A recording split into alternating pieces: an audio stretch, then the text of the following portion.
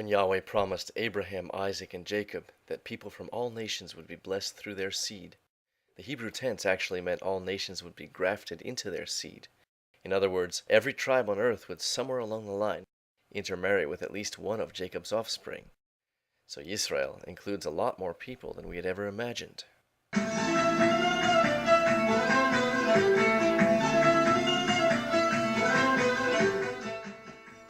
Yehuda also disobeyed and was exiled to Babylon, but repented and returned home.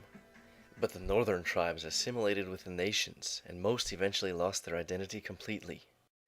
That would help explain why Abraham's descendants can't be counted. No one knows who most of them are anymore. From a human standpoint, that is, but Yahweh never forgot. The prophet Amos said Yahweh would sift these tribes among all the nations, yet he would not lose track of one kernel.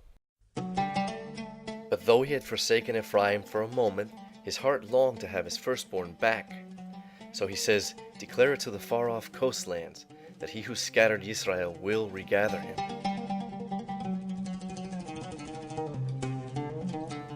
Zechariah said Yahweh would rescue the tents of Yehuda, the Jews, first. And we've already seen that taking place. But if there's a first, there must be more to follow, so we have to expect the other tribes to show up again too. Most of the Levites have stuck with the Jews throughout history, so they're usually easy to identify. But what became of the rest of the tribes?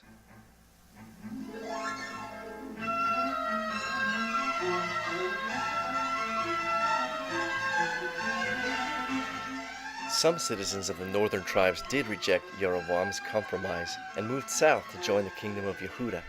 But this mere token of a remnant hardly fulfills the prophecies of the lost tribes' return. The historian Josephus, in the next generation after Yeshua, wrote that in his day, the 10 tribes had still not returned from beyond the Euphrates River.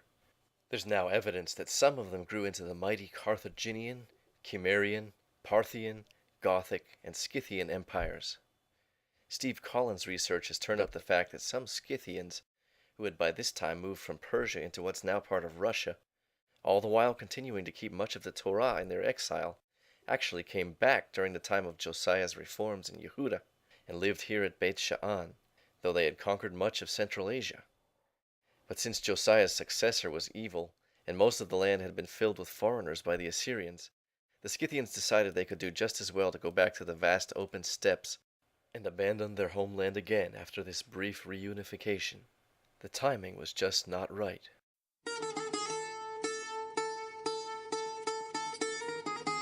But just after his vision of the dry bones, Ezekiel used 2 sticks to depict Yehuda and Yosef being made one in Yahweh's hand, a reversal of Zechariah's broken stick.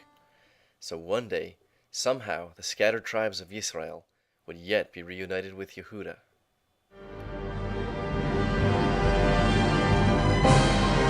The story of Israel turns out to be more fascinating than anyone realized. It's not just about people who lived back in ancient times. You may be surprised to find that it's much closer to home than you had thought.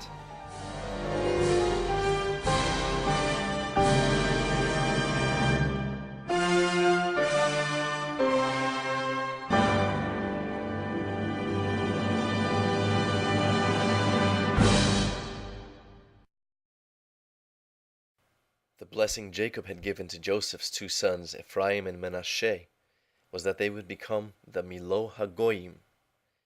Goyim, of course, are Gentiles, or nations. Milo is used in the familiar psalm that says, "The earth is Yahweh's, and the Milo thereof." That's right, as you've heard it quoted, Milo means fullness. So Ephraim's seed would become the fullness of the Gentiles. Does that sound familiar?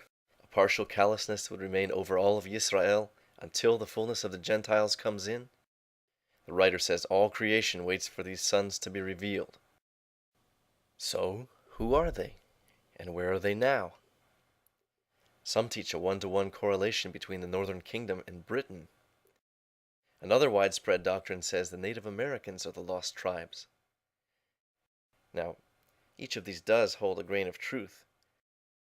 The exact purpose of these stone configurations called dolmens on the Golan Heights, the ancient territory of the tribe of Manasseh, is not known for certain, but they're not found in such large numbers anywhere else but in Great Britain. Jewish tradition says that not only were some of David's descendants taken to Britain for safety when Yehuda fell, but that some of the tribe of Shim'on had broken away and come there even before Joshua took the rest of Israel into the land. Other tribes later colonized Ireland in conjunction with the Phoenicians and Carthaginians.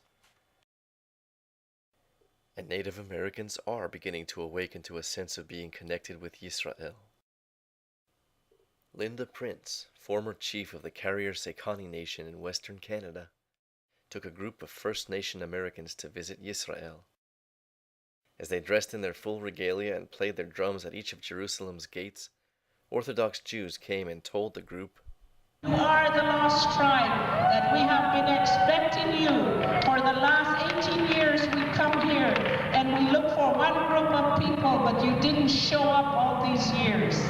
And they were well received into the land and people. "We knew you'd come back." That's what they said. They looked for the nations that appeared again. They said, but we knew you were one group that would come back.